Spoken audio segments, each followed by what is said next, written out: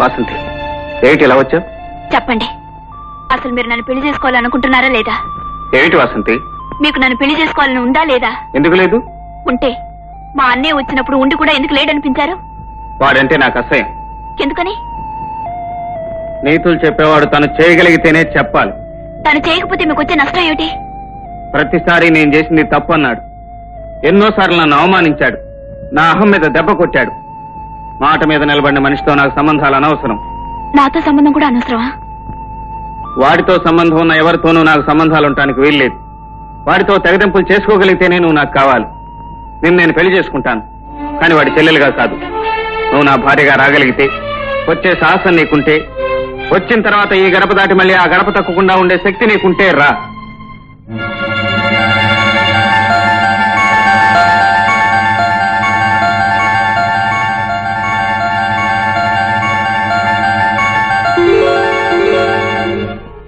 అన్నయ్య, మీ పంతాల కోసం, పట్టుదల కోసం నా జీవితాన్ని నాశనం చేయాలని ప్రయత్నిస్తున్నారు.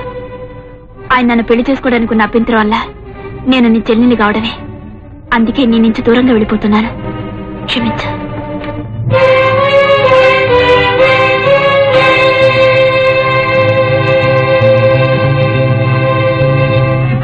ఓం సర్వమంగళ మాంగళ్యే శివే సర్వార్థ సాధకే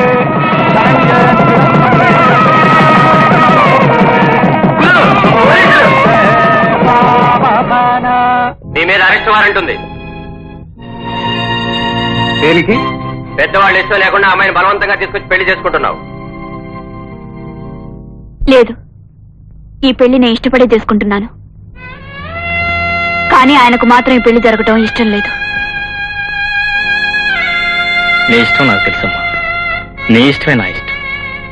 నిన్ను అర్జున్కిచ్చి తప్ప ఇంకెవరికిచ్చి పెళ్లి చేస్తానమ్మా. వాడు వచ్చేవరకు ఆగి వాడికిచ్చి నీ పెళ్లి చేపిస్తాను. ఓకే?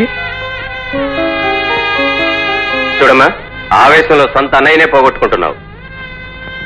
ఆవేశపడ్డానికి, ఆలోచించుకోలేకపోవడానికి నేనేం చిన్నపిల్లను కాను. నా నిర్ణయాలు నాకుంటాయి.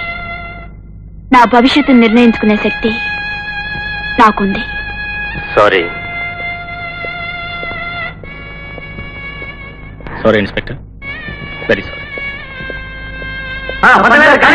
ఓం మాంగళ్యం తంతునా నేనా మమ జీవన హయతునా కంఠే భద్రాలు శుభగే